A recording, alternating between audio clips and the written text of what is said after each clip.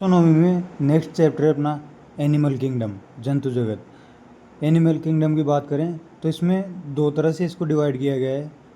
10 जो फाइलम होते हैं वो तो नॉन कोर्डेटा के होते हैं और कोर्डेटा का 11th फाइलम होता है। यानी कि एनिमल किंगडम में 11 फाइलम होते हैं, जिसमें 10 फाइलम तो नॉन कोर्डेटा के होते हैं, जिसको हेमी कोर्डेटा को भी जिसमें शामिल किया गया है। और कोर्डेटा जो होता है वो 11th फाइलम होता है। 10 फाइलम कौन कौन से होते हैं? Porifera, Coelenterata, Ctenophora, Platyhelminthes, Aschelminthes, Annelida, Arthropoda, Mollusca, Echinodermata और हेमिकोर्डेटा। ये तो नॉन कोर्डेटा हो गए।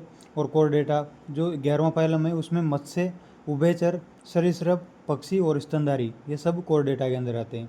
इसके बाद इसमें बेसिस ऑफ क्लासिफिकेशन क्या क्या है वो देखते हैं। फर्स्ट बेसिस है संगठन का स्तर, यानी कि कोशिकीय स्तर पर पोरीफेरा, ऊतक स्तर पर सिलेंट्रेटा और टिनोफोरा, अंग स्तर पर प्लेटिहेल्मिन्थीज। ये इसका संगठन स्तर के आधार पर क्लासिफिकेशन हो गया। अंग तंत्र के स्तर पर एस्केल्मिन्थीज से कोर्डेटा तक। इसके बाद सिमेट्री की बात करें, सिमेट्री जो बेसिस है उस पर असममित यानी कि एसिमेट्रिक होते हैं पोरीफेरा, स्पॉन्ज जिसमें आते हैं वो असिमेट्रिक होते हैं। बायलेटरल सिमेट्रिक द्विपार्श्व सममित यानी कि रेडियल और असममित के अलावा जो बचे वो सब बायोलेटरल होते हैं। जो कि द्विपार्श्व की बात करें यानी कि वो अन्य सभी होते हैं। रेडियल की बात करें तो रेडियल कौन कौन से होते हैं? इसकी ट्रिक है सीला, टीना, तारा और लीना रेडी। यानी कि रेडियल कौन कौन से होते हैं? सीला मतलब सिलेंट्रेटा, टीना मतलब टीनोफोरा, तारा मतलब स्टारफिश जो कि काइनोडर्मेटा का सदस्य है, और रेडी ल्यूकोसोलिनिया, लीना का मतलब ल्यूकोसोलिनिया जो कि पोरीफेरा का सदस्य है। पोरीफेरा में साइपा और ल्यूकोसोलिनिया ये दोनों रेडियल सिमेट्री होते हैं। इस तरह से रेडियल कौन कौन से हो गए? Coelenterata, Ctenophora, starfish, Echinodermata, Leucosolenia, Porifera में साइपा, ये सब रेडियल सिमेट्रिक वाले होते हैं। पोरीफेरा स्पॉन्ज जो होता है वो असममित होता है, और जो बाकी बचे वो सब बायलेटरल द्विपार्श्व सममित होते हैं। इकाइनोडर्मेटा की बात करें तो इकाइनोडर्मेटा का जो लार्वा होता है वो बायलेटरल होता है और वयस्क रेडियल सिमेट्रिक होता है। इसके बाद थर्ड जो बेसिस है क्लासिफिकेशन का वो है जननिक परतें। जननिक परतों की बात करें तो ये ऊतक स्तर से प्रारंभ होती है, यानी कि ऊतक स्तर सिलेंट्रेटा से प्रारंभ होती है। डिप्लोब्लास्टिक यानी कि जिसमें दो परतें पाई जाती है, इसमें जो मीजोग्लिया होती है वो अविभेदित होती है, जो कि पाई जाती है सिलेंट्रेटा और टिनोफोरा में। ट्रिप्लोब्लास्टिक पाई जाती है प्लेटिहेल्मिन्थीज से लेकर कोर्डेटा तक। इसके बाद सिलोम देह गुहा की बात करें तो देह गुहा के आधार पर एसिलोमेट प्लेटिहेल्मिन्थीज तक एसिलोमेट होते हैं। स्यूडोसिलोमेट, ये इंपॉर्टेंट है कि स्यूडोसिलोमेट यानी कूटगुहीय कौन सा होता है? एस्केल्मेंथीज। और प्रगुहीय होता है एनिलिडा से लेकर कोर्डेटा तक। इसके बाद बॉडी प्लान की बात करें तो बॉडी प्लान में कोशिका समूह पोरीफेरा, ब्लाइंड सेक यानी कि अंधनाल जो होती है वो एक ही छिद्र से मुख और गुहा का काम करती है, जो कि प्लेटिहेल्मिन्थीज तक ब्लाइंड सेक होता है। कोशिका समूह पोरीफेरा में होता है।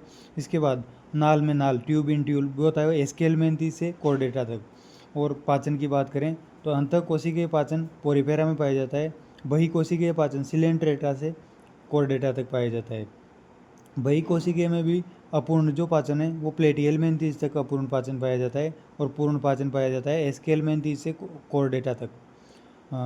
पाचन की बात करें तो सिलेंट्रेटा और टिनोफोरा दोनों प्रकार का पाचन पाया जाता है, यानी कि अंतःकोशिकीय और बहिकोशिकीय दोनों प्रकार का पाचन पाया जाता है सिलेंट्रेटा और टिनोफोरा में। इसके बाद सेवंथ जो बेसिस है क्लासिफिकेशन का वो है परिसंचरण खुला परिसंचरण पाया जाता है आर्थ्रोपोडा, मोलस्का, इकाइनोडर्मेटा, हेमिकोर्डेटा और यूरोकोर्डेटा।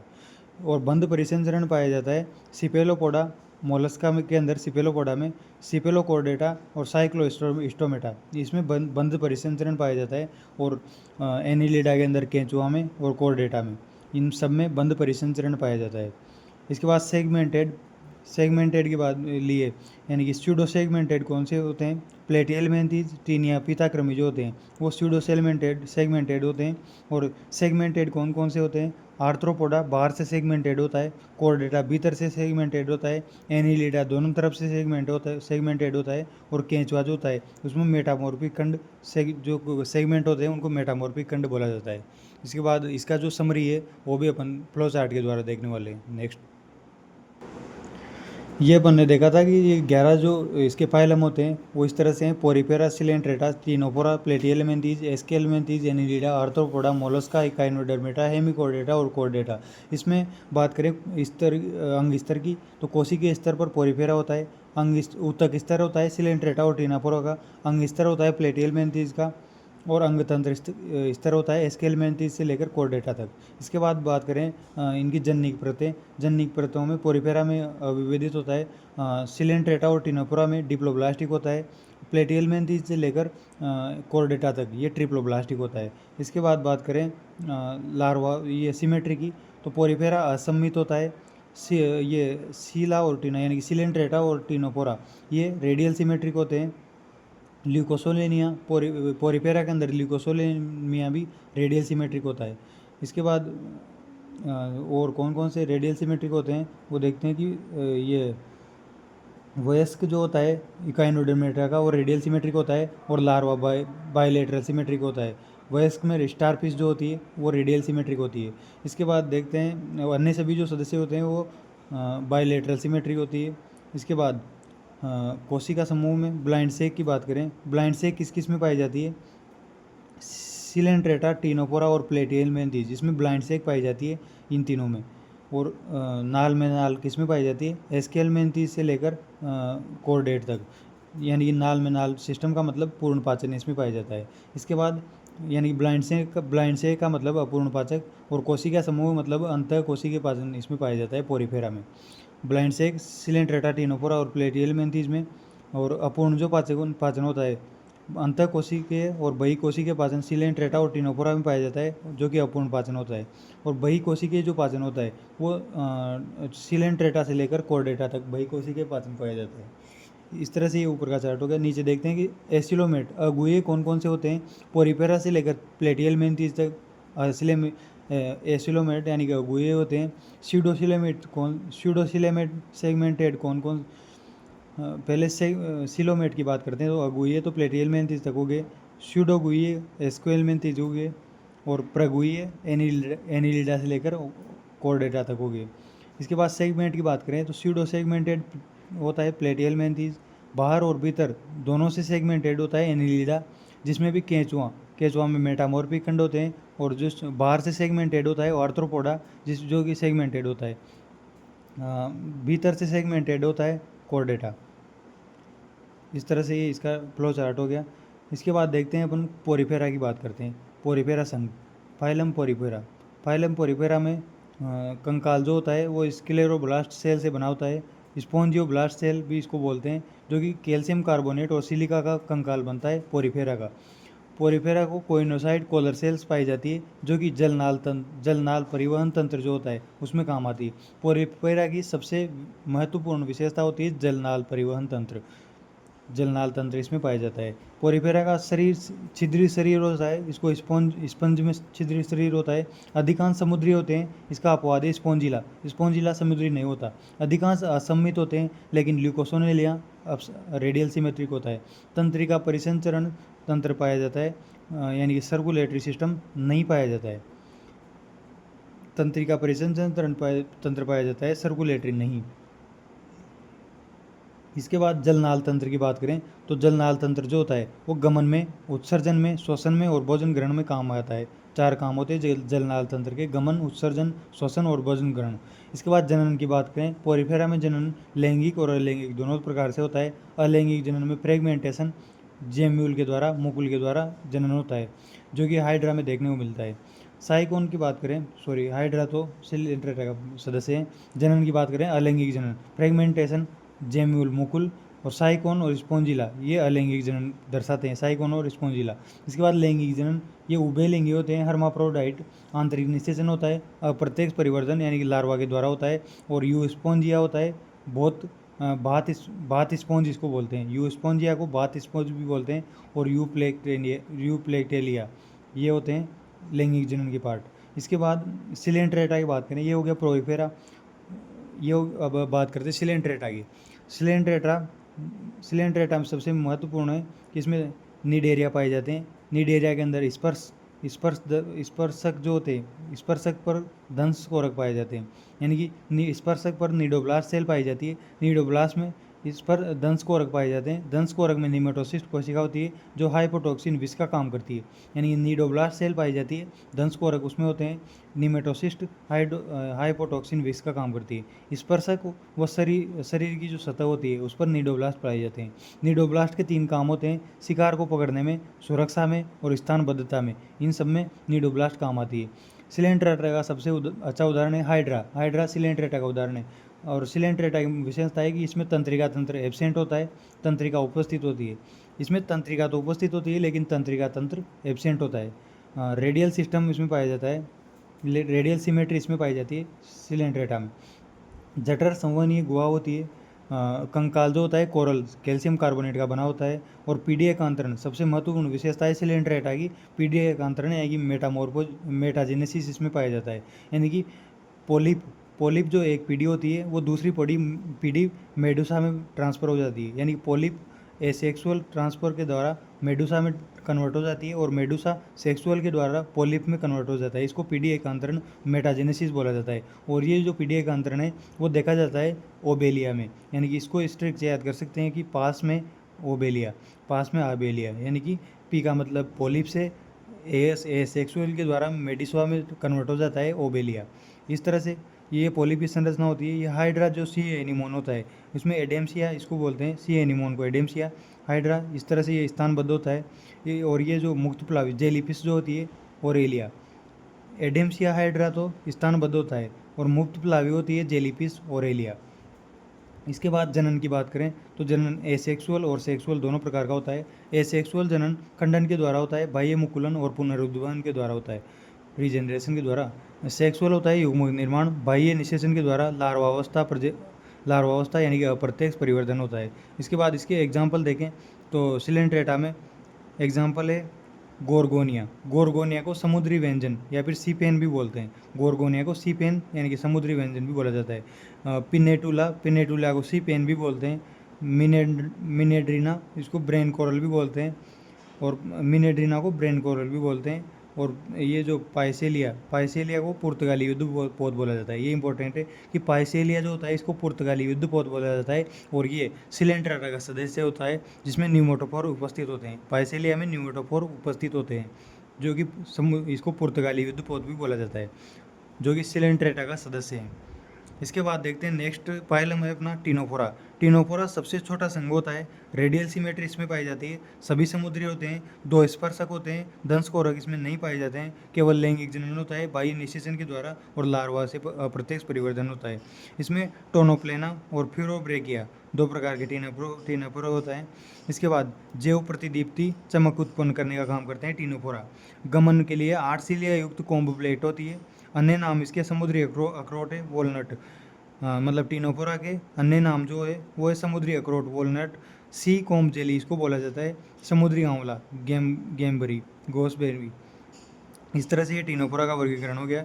इसमें 2 चीज़ें सबसे याद रखने लायक है कि टीनोफोरा में जो स्पर्शक होते हैं उसमें दंश कोरक नहीं होता, और जैव प्रतिदीप्ति चमक उत्पन्न करते हैं टीनोफोरा।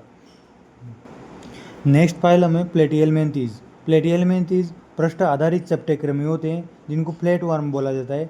प्रथम जो ट्रिप्लोब्लास्टिक और सिरोद्भवन पाया जाता है, सिर निर्माण जो प्रथम होता है वो प्लेटिहेल्मिन्थीज से शुरू होता है। इसमें बायलेटरल सिमेट्री पाई जाती है, एसिलोमेट होते हैं ये यानी गुहा इनमें नहीं होती है, पाचन तंत्र एब्सेंट होता है, शरीर की सतह से भोजन का अवशोषण करते हैं, तंत्रिका तंत्र सीढ़ी नुमा होता है। ये इंपॉर्टेंट है कि प्लेटिहेल्मिन्थीज में तंत्रिका तंत्र सीढ़ी नुमा लेडर समान होता है। अपूर्ण पाचन होता है, अंधकोश इसमें पाई जाती है, अवायवीय शोषण परजीवी होते हैं, उत्सर्जन फ्लेम कोशिका भी इसमें इंपॉर्टेंट पार्ट है प्लेटिहेल्मिन्थीज में, कि इसमें फ्लेम कोशिका उत्सर्जन का काम करती है, जो कि इसको ज्वाला कोशिका भी बोलते हैं, जो कि सीलिया युक्त होती है। मादा के नाल में नरहरासित होता है, मादा केनाल में नरहरासित होता है, जो कि मादा के केनाल में पाया जाता है। किसमें? सिस्टोसोमा जो है जिसको ब्लड फ्लूक बोला जाता है, सिस्टोसोमा ब्लड फ्लूक इसमें नरहरासित होता है, जो कि मादा के केनाल में पाया जाता है। ये प्लेटिहेल्मिन्थ का उदाहरण है, जो कि अपन अभी एग्जाम्पल में देखने वाले हैं। इसकी जो ये विशेषताएं देख रहे थे वो देख ली कि इसमें उत्सर्जन के लिए फ्लेम सेल ज्वाला कोशिका पाई जाती है जो कि सीलिया युक्त होती है। इसके बाद प्रथम टिप्लोब्लास्टिक स्थिरोद्भवन हो गया। हुक अंकुश जो होते हैं और शक्कर चूस्कांक इसमें पाए जाते हैं। हुक यानी कि आसंजक जो अंग होते हैं परपोसी से चिपकने में हुक काम में आते हैं, और शक्कर चूस्कांक अधिकांश परजीवी में चूस्कांक पाए जाते हैं। इसके बाद जनन जो होता है वो लैंगिक होता है, आंतरिक निषेचन होता है, लार्वा अप्रत्यक्ष परिवर्धन होता है। हर्माफ्रोडाइट उभयलिंगीय होते हैं, और इसके जो उदाहरण देखते हैं वो होता है एपेस्टी प्लान, यानी कि एपेस्टी प्लान फर्स्ट प्लान जो होता है उसका ट्रिक है। एप्से फेसियोला लिवर फ्लूक इसको बोलते हैं, और सिस्टोसोमा इसको ब्लड फ्लूक बोलते हैं, जो कि नर इसमें हरासित होता है, मादा के कैनाल में पाया जाता है। इसके बाद टीनियासोलेनम को पोर्क वर्म यानी कि सुअर का मांस भी बोला जाता है। टीनियासोलेनम को सुअर का मांस भी बोला जाता है। और सेगनेटा जो है सेजिनेटा इसको टीनिया को टेप वर्म पिताक्रम भी बोलते हैं, और जो सेगनेटा है इसको बीफ वर्म गोमांस भी बोलते हैं सेगनीटा को। टीनियासोलेनम तो पोर्क वर्म, और सेगनीटा बीफ वर्म यानी कि गोमांस, और प्लेनेरिया ये भी इसका उदाहरण है प्लेटियल मेंथीज का। इसके बाद बात करते हैं एस्केलमेंथीज। एस्केलमेंथीज की विशेषता है कि प्रथम पूर्ण पाचन नाल में नाल जो सिस्टम होता है वो एस्केलमेंथीज से शुरू होता है। इसमें स्यूडोसिलोमेट यानी कि आभासी गुहे होते हैं। तंत्रिका तंत्र रिंग समान होती है। उत्सर्जन HCl द्वारा होता है। एस्केलमेंथीज में उत्सर्जन HCl के द्वारा होता है। लैंगिक जनन जो है आंतरिक निषेचन के द्वारा लार्वा होता है, अप्रत्यक्ष परिवर्धन करते हैं। लैंगिक द्विरूपता इनको पाई जाती है। एस्केलमेंथीज में लैंगिक द्विरूपता पाई जाती है, यानी कि मादा एस्केरिस और नर एस्केरिस ये दो प्रकार के होते हैं। मादा एस्केरिस जो होती है उसमें 2 गर्भाशय 2 अंडाशय और अंडवाहिनी पाई जाती है, और कुंडलित प्रकार की संरचना होती है मादा एस्केरिस की। नर एस्केरिस जो होता है उसमें एक वृषण और वक्रित प्रकार की यानी कि सीधी या फिर रेखित या वक्रित संरचना पाई जाती है। इसमें जो पीनियल सीटा यहाँ पे पाया जाता है जो कि मैथुन में काम आता है, और अवस्कर छिद्र इसमें पाया जाता है नर एस्केरिस में। इस तरह से ये लैंगिक द्विरूपता होगी। इसके बाद एग्जाम्पल की बात करें तो एग्जाम्पल में इसको ट्रिक से याद कर सकते हैं कि एस खाए व्हीट डिश, इस तरह से इसको याद कर सकेंगे। एस का मतलब एस्केरिस को राउंड वर्म भी बोलते हैं, जो कि एस्केलमेंथीज में आते हैं। एस्केरिस राउंड वर्म, और ई का मतलब इटेरोबियम एंटेरोबियम को पिनवर्म या सीट वर्म भी बोलते हैं। पिनवर्म और सीट वर्म एंटेरोबियम को बोलते हैं। इसके बाद ए का मतलब एनसाइक्लोस्टोमा जिसको हुकवार भी बोला जाता है, हुकवार्म। चाबुक्रमी बोला जाता है, एनसाइक्लोस्टोमा। और ये सब एस्केलमेंथीज के सदस्य हैं। ई का मतलब एंटेरोबियम जो कि पिनवर्म सीट वर्म इसको बोलते हैं। एनसाइक्लोस्टोमा जो हुकवार्म चाबुक्रमी बोलते हैं। और टी का मतलब ट्राइचेनेला ट्राइकस और ट्राइचिनेला जरायुज होता है। और ट्राइकेरिस को विप चाबुक्रमी हुकक्रमी तो एनसाइक्लोस्टोमा को बोलते हैं, और चाबुक्रमी यानी कि विप वार्म जो होता है वो ट्राइकस को बोला जाता है। ट्राइकोरिस जो होता है उसको विप वार्म यानी कि चाबुक्रमी बोला जाता है। ये ट्राइचेनेला हो गया जो कि जरायुज होता है। इसके बाद नेक्स्ट एग्जांपल है वीट से वुचेरिया हो गया। वुचेरिया फाइलेरियल क्रमी इसको बोला जाता है, जो कि हाथी पाँव रोग के लिए जिम्मेदार होता है। और ड्राकेनकुलस जिससे हो गया जो कि नारुक्रमी गिनिया इसको बोला जाता है। ये सब एस्केलमेंथीज के सदस्य हैं। इसके बाद नेक्स्ट फाइलम है अपना एनिलिडा की बात करें तो प्रथम वास्तविक प्रगुही है, यानी कि प्रथम वास्तविक जो गुहा सीलोम होती है वो एनिलिडा में पाई जाती है। जल स्थितिक कंकाल तंत्र इसमें पाया जाता है। श्वसन जो होता है वो क्यूटेनिसियस नम त्वचा के द्वारा होता है।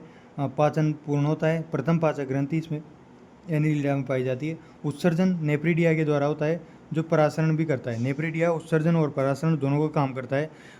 इस तरह से इसमें मेटामियर पुनरावर्ती खंड पाए जाते हैं एनिलिडा में।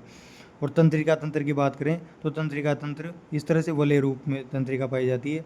यहाँ एक जोड़ी गैंग्लिया पाए जाते हैं। तंत्रिका रज्जु पाए जाते हैं। नरुकोड अधर सतह पर नरुकोड पाए जाते हैं। इस तरह से तंत्रिका तंत्र पाया जाता है एनिलिडा में। इसके बाद लैंगिक जनन की बात करें तो बाह्य निषेचन द्वारा लार्वावस्था होती है। केंचुआ में लार्वावस्था एब्सेंट होती है। केंचुआ जो होता है एनिलिडा का सदस्य, उसमें लार्वावस्था एब्सेंट होती है। इसमें नो कायांतरण प्रत्यक्ष परिवर्धन होता है। केंचुआ में कायांतरण नहीं होता, प्रत्यक्ष परिवर्धन होता है। इसके बाद गमनांग की बात करें, केंचुआ में सीटा गमनांग होता है। नेरीज में पोरपोडिया होता है, श्वसन और तैरने में काम आता है नेरीज में।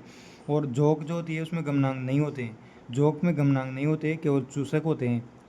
इसके बाद बात करते हैं बंध परिसंचरण प्लस हृदय। हृदय जो होता है 4 जोड़ी हृदय होता है और बंध परिसंचरण इसमें पाया जाता है। एचबी प्लाज्मा हीमोग्लोबिन प्लाज्मा में होता है और आरबीसी एब्सेंट होती है। यानी कि एनिलिडा में बंध परिसंचरण पाया जाता है, हृदय 4 जोड़ी होता है, आरबीसी एब्सेंट होती है और हीमोग्लोबिन प्लाज्मा में पाया जाता है। इसको इरिथ्रोक्रोनिन भी कहते हैं। यानी हीमोग्लोबिन जो प्लाज्मा में पाया जाता है उसको इरिथ्रोक्रोनिन भी कहा जाता है। बंध परिसंचरण का प्रकार है। और सीलोम में सी फ्लूइड भरा रहता है जिसको हाइड्रोस्केलेटन का काम करता है, यानी कि जलस्थिति कंकाल तंत्र होता है। सीलोम में सी फ्लूइड भरा रहता है। और हृदय जो होता है पृष्ठ सतह पर होता है। एप्रोडाइट होते हैं समुद्री समुद्री चूहा इसका उदाहरण है एप्रोडाइट का। इसके बाद बोनेलिया समुद्री चूहों को बोलते हैं जो कि मादा में नरहरासित होता है। यानी कि बोनेलिया जो होता है उसमें नरहरासित होता है और मादा में वो पाया जाता है। इसके बाद इसके एग्जाम्पल जो है वो है फेरेटिमा उभयलिंगी होता है। अर्थवार्म जिसको केंचुआ बोला जाता है, अर्थवार्म इसका उदाहरण है फेरेटिमा का। इसके बाद नेरीज सैंड वार्म उसको बोलते हैं जो कि जलीय एक लिंगी होता है। फेरेटिमा उभयलिंगी होता है, जिस अर्थवार्म यानी कि केंचुआ इसका उदाहरण है। नेरीज जलीय एक लिंगी होता है, सैंड वार्म इसका उदाहरण है।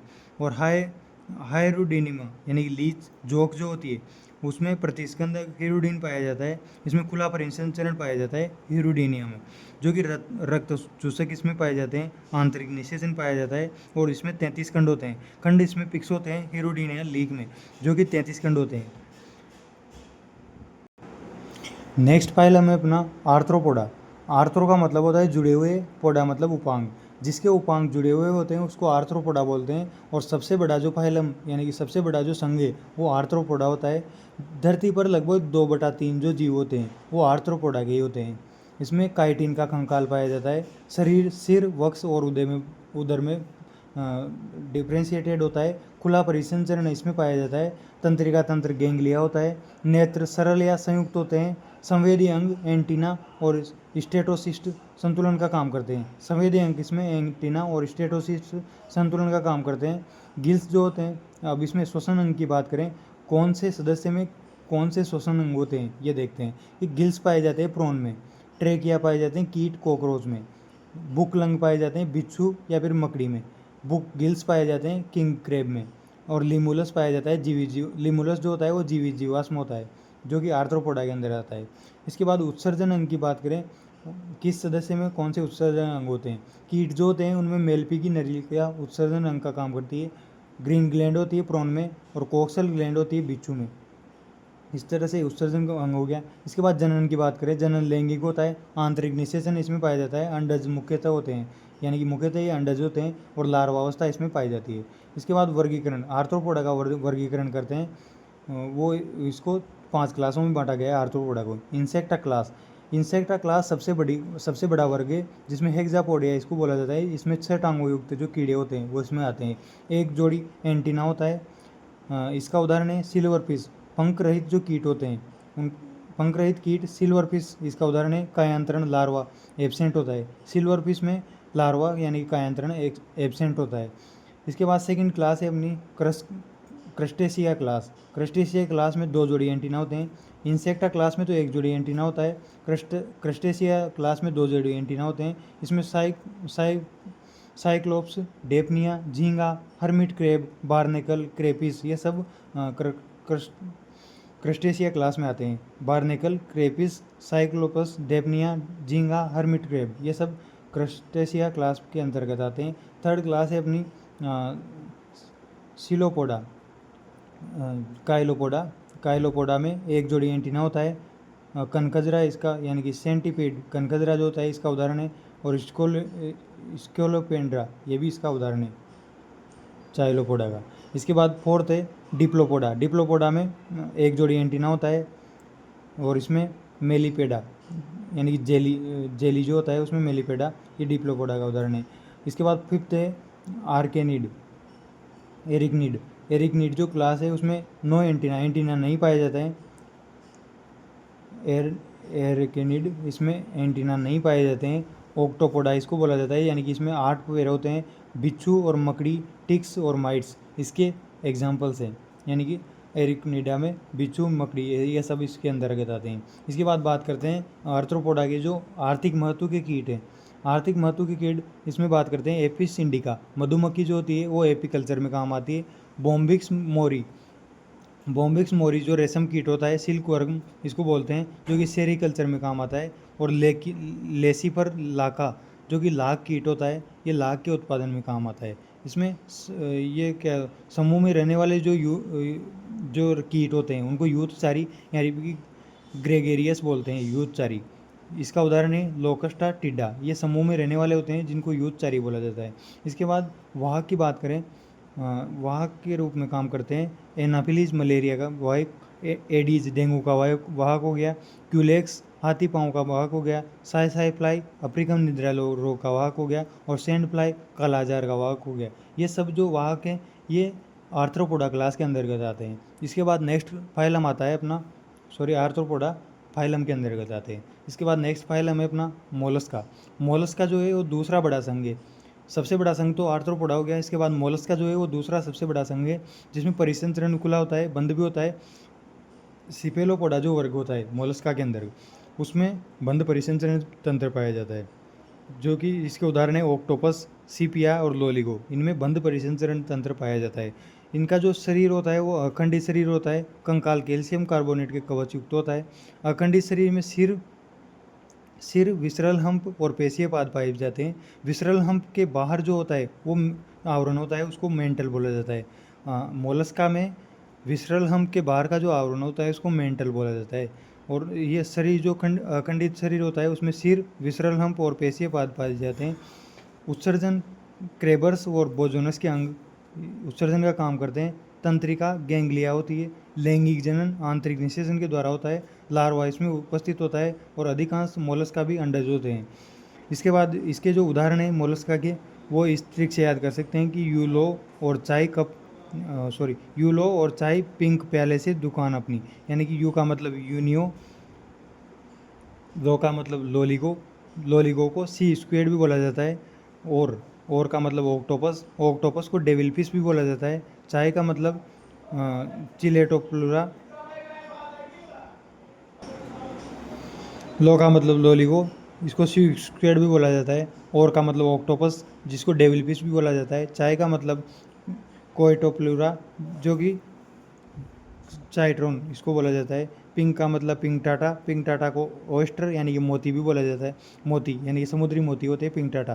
पहले मतलब पीला जो होता है वो एप्पल स्नेल भी इसको बोला जाता है। से का मतलब सेपिया को कटलफिश भी बोलते हैं, जो कि सेपिया कटलफिश बोलते हैं, जो कि मोलस्का का सदस्य है। दुकान मतलब डेंटेलियम एलिफेंट टस्क सेल भी इसको बोलते हैं, यानी कि हाथी की शुंडाकार जो सेल होती है वो डेंट्रेटियम को बोलते हैं। और अपनी को मतलब एपाइसिया यानी कि समुद्री खरगोश एपाइसिया को बोलते हैं, जो कि मोलस्का का सदस्य है। नेक्स्ट फाइलम में अपना इकाइनोडर्मेटा के जो सारे सदस्य होते हैं वो कंटक युक्त त्वचा होती है, यानी कि इनकी त्वचा में कांटे पाए जाते हैं। इकाइनोडर्मेटा के सारे समुद्री होते हैं। वाटर वेस्कुलर सिस्टम इसमें पाया जाता है। जल नाल तंत्र तो उसमें पोरीफेरा में पाया जाता था, लेकिन इकाइनोडर्मेटा में वाटर वेस्कुलर सिस्टम पाया जाता है, जल संवहन तंत्र पाया जाता है। जल नाल तंत्र तो पोरीफेरा में, और जल संवहन तंत्र इकाइनोडर्मेटा में पाया जाता है। इसको एम्बुलेक्रल तंत्र भी बोला जाता है। इसके बाद इसमें क्या होता है, ट्यूबफिट नालपाद होते हैं, जो कि श्वसन, गमन और भोजन में काम आते हैं। सिमेट्री रेडियल सिमेट्रिकल होते हैं, और बायलेटरल भी होते हैं, जो कि लार्वा होता है वो बायलेट्रिकल सिमेट्रिक होता है। तंत्रिका बोले वो गैंग्लिया इसमें पाई जाती है। खुला परिसंचन तंत्र पेरिहिमल तंत्र जिसको बोलते हैं वो इसमें पाया जाता है। स्टारफिश जो होती है इकाइनोडर्मेटा के अंदर, स्टारफिश इसका जो मुख होता है वो अधर सतह पर होता है, और गुदा जो होती है पृष्ठ सतह पर होती है। इसके बाद इसको बोलते हैं कैलकेरिस ओसिया। इसके जो एग्जाम्पल है इकाइनोडर्मेटा की, वो देख रहे हैं। उसमें कैलकेरिस ओसिकल जो है, इसमें इसको कैल्शियम कार्बोनेट का कंकाल होता है कैलकेरिस ओसिया में। इसके बाद एंटेरोसिलोम गुहा होती है, मस्तिष्क का अभाव होता है, यानी कि कैलकेरिस ओसिकल का मतलब कैल्शियम कार्बोनेट का इसमें कंकाल होता है। एंटेरोसिलोम गुहा होती है, मस्तिष्क का इसमें अभाव होता है। इकाइनोडर्मेटा के जो सदस्य होते हैं उनमें मस्तिष्क नहीं पाया जाता है। उत्सर्जन तंत्र एब्सेंट होता है। लैंगिक जनन बाह्य निषेचन के द्वारा होता है। और लार्वा बाइपिनेरिया होता है, यानी कि लार्वा पाया जाता है। बाइपिनेरिया स्टारफिश में पुनरुद्भवन देखा जाता है। बाइपिनेरिया और स्टारफिश में पुनरुद्भवन रीजनरेशन देखने को मिलता है। इसके बाद अपन बात करते हैं इसके एग्जाम्पल्स में ABCDE इस तरह से याद कर सकते हैं कि ए का मतलब एस्टेरिस का मतलब स्टारफिश, बी का मतलब ब्रिटल स्टार का मतलब जो भृंगुर तारा होता है वो ओफूरिया जो होता है, ओफीरिया, उसको ब्रिटल स्टार बोला जाता है। और सी का मतलब कुकुमेरिया, इसको सी कुकुम्बर बोला जाता है। और डी का मतलब एंटीडोन जो होता है उसको सील लिली बोला जाता है, सील लिली। और ई का मतलब इकाइनस को सी आर्चिन, यानी कि अरस्तु की लालटेन भी इसको बोलते हैं। इकाइनस को अरस्तु की लालटेन भी बोला जाता है, जिसमें विशेष दंत पाए जाते हैं, इसलिए इसको अरस्तु की लालटेन भी बोलते हैं। इस तरह से ये एस्टेरिस हो गया स्टारफिश, ब्रिटल स्टार ओपिनिया हो गया, क्यूक्यूमेरिया हो गया सी कुकुम्बर, एंटीडोन हो गया सी लिली, और एक इकाइनस हो गया सी आर्चिन। इस तरह से ये हो गया इकाइनोडर्मेटा। इसके बाद अपन देखते हैं हेमिकोर्डेटा पहले कोर्डेट में शामिल था, अब नॉन कोर्डेट में शामिल है। हेमिकोर्डेटा पहले कोर्डेट में शामिल था, अब नॉन कोर्डेट में है। इसमें हेमिकोर्डेटा जो होते हैं सारे समुद्री होते हैं, पूर्णपाचन में पाया जाता है। श्वसन गिल्स के द्वारा होता है। उत्सर्जन प्रोबोस्किसिस, यानी शुंड ग्रंथि होती है उत्सर्जन के लिए, प्रोबोस्किस। नर्व रिंग तंत्रिका वलय इनमें पाई जाती है।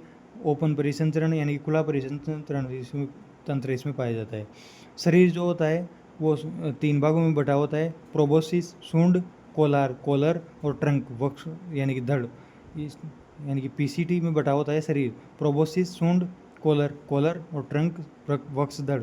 जनन जो होता है लैंगिक होता है, बाह्य निषेचन होता है, लार्वा होता है, टोर्नेरिया इसका उदाहरण है।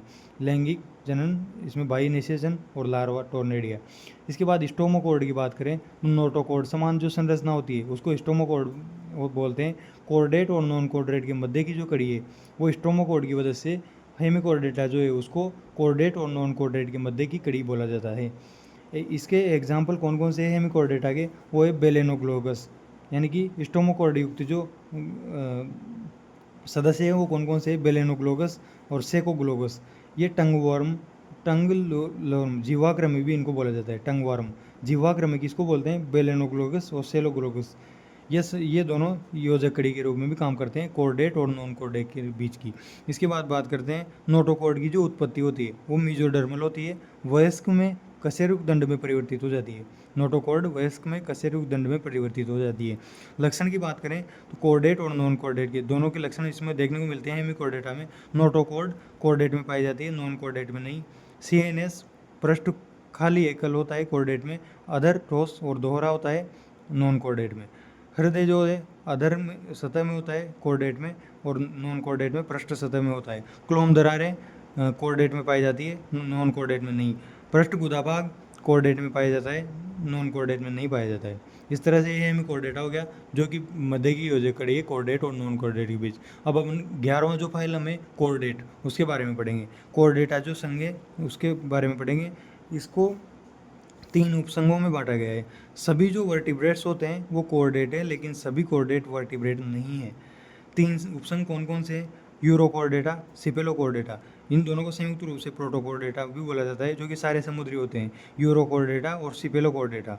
इसके बाद थर्ड उपसंघ है इसका वर्टिब्रेटा को भी 2 भागों में बांटा गया है। एग्नेटा जो कि जबड़े रहित होते हैं, और ग्नेटोस्टोमेटा जो कि जबड़े युक्त होते हैं। यानी कि वर्टिब्रेटा 2 प्रकार के होते हैं, एग्नेटा और जिनेटोस्टोमेटा। एग्नेटा में भी साइक्लोस्टोमेटा होते हैं, और जिनेटोस्टोमेटा में फिशेज यानी कि फिश मछलियाँ आती हैं, और टेट्रापोडा यानी कि एम्फीबियन रेप्टाइल पक्षी और स्तनधारी, ये सब इसके अंतर्गत आते हैं। इस तरह से इसका कोर्डेटा संघ का विभाजन हो गया। अब अपन देखने वाले हैं 1 by 1। सबसे पहले अपन बात करते हैं यू कोर्डेटा और सिपेला कोर्डेटा, दोनों के बीच में डिफरेंशिएटेड स्टडी कर लेते हैं, जो कि इससे एक जनरल आइडिया लग जाएगा। इसमें इस तरह यू कोर्डेटा इस तरह से होता है और सिपेला कोर्डेटा इस तरह से होता है। इसमें ट्यूनिकाटा यानी कि जो ट्यूनिसिन का आवरण होता है वो एनिमल सेलुलोज इसको बोला जाता है ट्यूनिसिन को, इसका आवरण होता है यू कोर्डेटा में। लेकिन इसमें ट्यूनिकाटा का आवरण सिपेलो कोर्डेटा में नहीं पाया जाता है। यू कोर्डेटा में नोटोकॉर्ड ओनली लार्वा की पूंछ में होती है, वयस्क से ज़्यादा विकसित होती है लार्वा की पूंछ में, और सिर से पूंछ तक इसमें नोटोकॉर्ड पाई जाती है सिपेलोकोर्डेटा में, जो कि संपूर्ण जीवन में पाई जाती है। परिसंचरण की बात करें तो यूरोकोर्डेटा में खुला परिसंचरण यानी कि हृदय होता है, और इसमें सिपेलोकोर्डेटा जो होता है इसमें बंद परिसंचरण होता है, हार्ट नहीं होता है। ये जो नोटोकॉर्ड की अपन ने बात की थी यूकोर्डेटा में, इसमें लार्वा की पूंछ में नोटोकॉर्ड पाई जाती है, लेकिन वयस्क में नहीं। इसको रिवर्स जो विकास का क्रम है उसके रूप में भी देखा जाता है। उससे रिलेटेड जो टर्मिनोलॉजी होगी वो नोटोकॉर्ड से रिलेटेड वो यूकोर्डेटा की देखी जाएगी। उसके बाद इनके एग्जाम्पल देखते हैं। तो एग्जाम्पल में यूकोर्डेटा का एग्जाम्पल है, इसको एस डोली शिल्पा हर सी स्क्वेरेट इस तरह से इसको याद कर सकते हैं, यानी कि एसिडिया सल्फा डोलियम हर्टमेनिया समुद्री आलू, जो हर्डमेनिया जो है इसको समुद्री आलू बोला जाता है, और सी स्क्वेरेट इसको बोला जाता है हर्डमेनिया, यानी कि यूकोर्डेटा है। उसके उदाहरण कौन से हो गए, एसिडिया सल्फा डोलिलम और हर्डमेनिया। इसके बाद सिपेलोकोर्डेटा के उदाहरण कौन से हैं। सिपेलोकोर्डेटा के उदाहरण है हेमीपोरस लेसिल सेट लेंस समान होता है, या फिर ब्रेंकायोस्टोमा, ये सब सिपेलोकोर्डेटा के सदस्य हैं। इसके बाद बात करते हैं साइक्लोस्टोमेटा इस तरह से होता है, एग्नाटा जब रहित होते हैं, आभासी मछलियाँ इनको बोला जाता है, उपास्थील शरीर होता है, वर्तुलमुख होता है, रक्त चूसक, मछलियों पर बाह्य परजीवी होते हैं, श्वसन गिल्स द्वारा होता है, 6 से 15 जोड़ी गिल्स पाए जाते हैं, युग्मित पंख होते हैं, सल का अभाव होता है, बंद परिसंचरण इनमें पाया जाता है। इसकी बात करें तो इसमें समुद्री जल, स्वच्छ जल में और प्रवास के कारण इनमें मृत्यु हो जाती है। स्वच्छ जल में लार्वावस्था पाई जाती है, जो कि कायांतरण के द्वारा समुद्री जल में जाता है, समुद्री जल में वयस्क पाई जाती है। और इससे जो ये एनाड्रोमस प्रवास होता है, ये प्रजनन हेतु इसको स्वैम्पिंग बोला जाता है, स्पिनिंग जिसको स्पिनिंग दर्शाते हैं प्रजनन हेतु, यानी कि समुद्री जल से स्वच्छ जल में आ जाते हैं लार्वा जहाँ पे पाया जाता है। इसके बाद इसके एग्जाम्पल जो है वो पेट्रोमाइजोन लेम्प्रे, साइक्लोस्टोमेटा के एग्जाम्पल पेट्रोमाइजोन लेम्प्रे यानी कि समुद्री प्लस स्वच्छ जलीय, और हेग फिश माइक्सिन केवल समुद्री होती है, हेग फिश जो होती है वो केवल समुद्री होती है, और जो पेट्रोमाइजोन लेम्प्रे है वो समुद्री प्लस स्वच्छ जलीय होते हैं। इस तरह से ये साइक्लोस्टोमेटा हो गया। इसके बाद अपन बात करते हैं पीसेज यानी कि फिश मछलियों की बात करते हैं। मछलियों का जो गोल्डन पीरियड था वो डेवोनियन पीरियड था। लेटरल लाइन सिमेट्रिकल पार्श्व रेखा तंत्र होता है इनमें, जलधारा के ज्ञान के लिए लेटरल लाइन सिस्टम होता है इसके अंदर। और जो हार्ट की बात करें वो 2 चैम्बर्ड होता है, ये ऐसे एट्रियल और वेंट्रिकल। वीनस हार्ट इसको बोला जाता है, एकल परिसंचरण तंत्र इसमें पाया जाता है फिशेज में। फिशेज 2 प्रकार की होती है, उनका कैटेगरी है अस्थिल और उपास्थील। इसमें विशेषता देखते हैं कि निषेचन अस्थिल में बाह्य होता है और इसमें आंतरिक होता है उपास्थील में। परिवर्धन अंडज के रूप में होता है, इसमें जरायुज भी विपेरी होता है। उत्सर्जी पदार्थ NH3 इसमें होता है अस्थिल में, और यूरिया उपास्थील में होता है। आवास स्वच्छ जलीय लवणीय और लवणीय होता है, और उपास्थील का समुद्री आवास होता है। इसके बाद एक जनरल चार्ट है, उसको पहले देख लेते हैं, फिर वापस अस्थिल और उपास्थील में आ जाएंगे। इसके बाद जनरल चार्ट क्या है कि जो लक्षण है वो किस किस में कैसे देखे जाते हैं, जैसे कि फिश, एम्फीबिया, रेप्टाइल, बर्ड और मैमल, इनमें तुलनात्मक स्टडी के लिए इस फुल फ्लो चार्ट को देखते हैं कि ताप नियमन का जो काम होता है वो फिश में कोल्ड ब्लडेड होते हैं। फिशेज जो होती है वो कोल्ड ब्लडेड होती है, जिसको पिक्यूलोथर्मिक पोइकिलोथर्मिक इसको बोला जाता है, जिसमें कोल्ड ब्लडेड होते हैं। एम्फीबिया जो होता है कोल्ड ब्लडेड, रेप्टाइल भी कोल्ड ब्लडेड, लेकिन बर्ड जो होते हैं वो वार्म ब्लडेड यानी कि हीमोथर्मिक होते हैं। मैमल्स भी वार्म ब्लडेड होते हैं, यानी कि बर्ड और मैमल्स वार्म ब्लडेड होते हैं, बाकी सब कोल्ड ब्लडेड होते हैं ताप नियमन के लिए।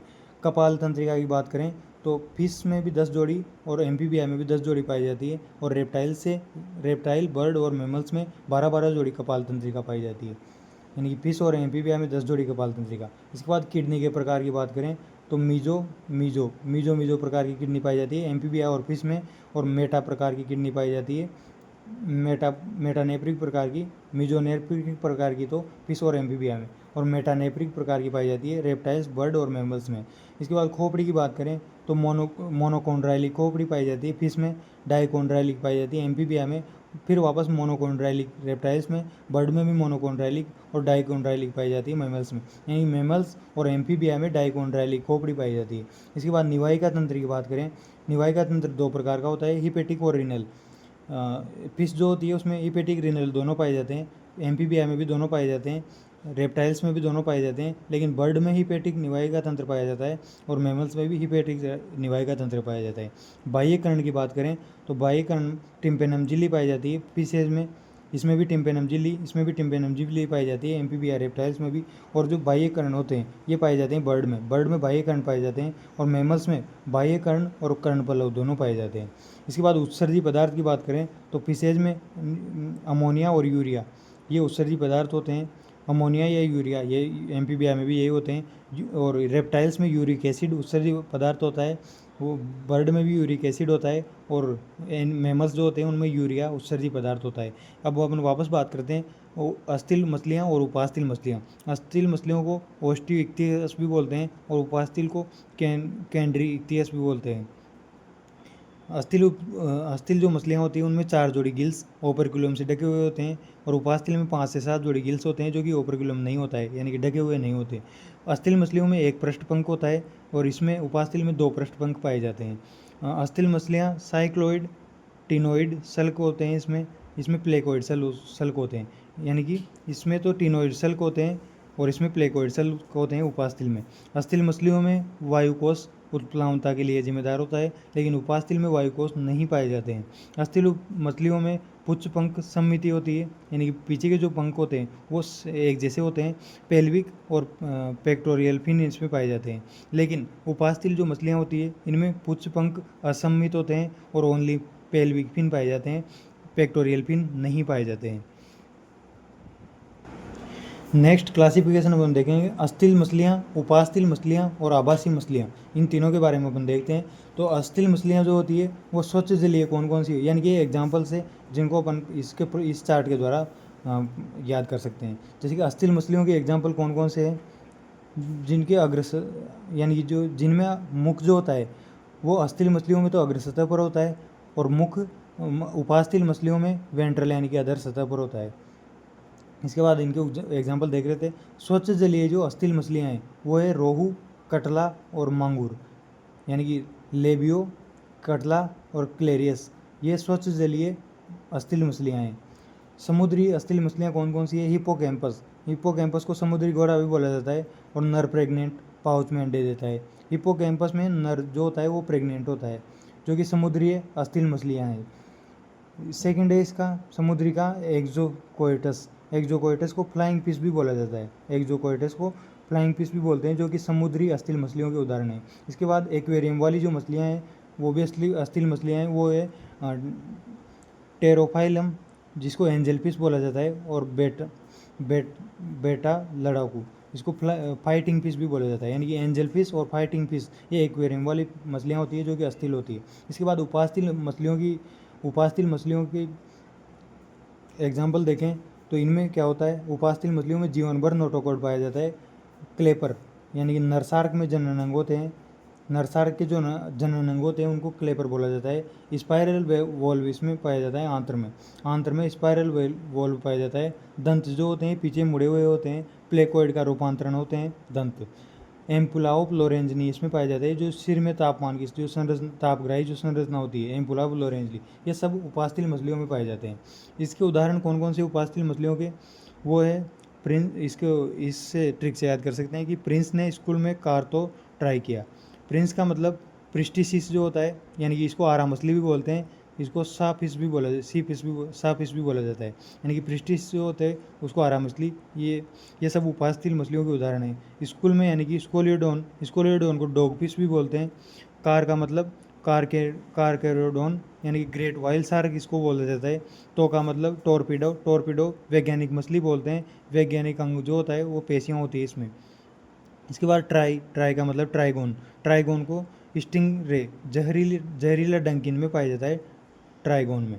ये सब उपास्थल मछलियाँ हैं। इसके बाद आभासी मछलियाँ की बात करें, यानी कि जो मछलियों की तरह दिखती है या फिर उनका नाम मछलियों की तरह है लेकिन मछलियाँ नहीं हैं, जैसे कि जेलीफिश जो होता है वो सिलेंट्रेटा का सदस्य होता है, न कि पिसेज का सदस्य। इसके बाद क्रेपिस और सिल्वर फिश आर्थ्रोपोडा के सदस्य हैं, न कि पिसेज। कटल फिश और डेविल फिश ये मोलस्का के सदस्य हैं, न कि पिसेज के। स्टार फिश जो होती है वो इकाइनोडर्मेटा का सदस्य हैं। हेग फिश साइक्लोस्टोमेटा का सदस्य हैं। और वेल फिश ये मैमल्स का सदस्य हैं। इस तरह से ये आभासी मत्स्य होती है। और इसके बाद अपन बात करने वाले हैं एम्फीबियंस, रेप्टाइल्स, मैमल्स और एवीज। इनको अपन डिटेल से नोट्स में देखेंगे।